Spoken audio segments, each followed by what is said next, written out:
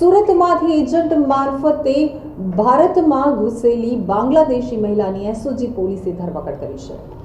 સુરતમાં ગેરકાયદેસર રીતે ઘૂસણખોરી કરી અને ભારતમાં આવેલી મહિલાને સુરત એસઓજીએ ઝડપી પાડી છે. આ સમગ્ર કેસની વાત કરવામાં આવે તો સૌથી વધુ બાંગ્લાદેશી ગેરકાયદેસર રીતે અમદાવાદ અને સુરતમાં વસવાટ કરી રહ્યા છે.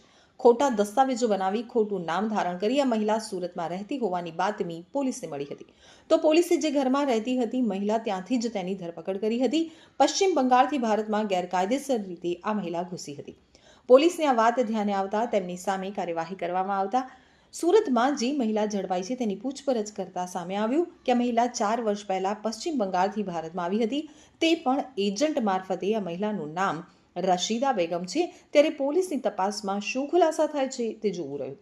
પોલીસે જ્યારે મહિલાને ઝડપી ત્યારે તેની પાસેથી નકલી આધાર કાર્ડ પણ મળી આવ્યું હતું. નકલી આધાર કાર્ડ તેને સુરતમાં આવી અને બનાવ્યું હતું. મહિલાએ પોલીસને જણાવ્યું કે તે એજન્ટને 15,000 રૂપિયા આપી બાંગ્લાદેશી કરન્સી આપી અને ઘૂસી હતી. ખોટા ડોક્યુમેન્ટ્સના આધારે તેને સુરતમાં અલગ અલગ વિસ્તારોમાં વસવાટ પણ કર્યો હતો. પોલીસે મહિધરપુરા વિસ્તારમાંથી આ મહિલાને ઝડપી છે.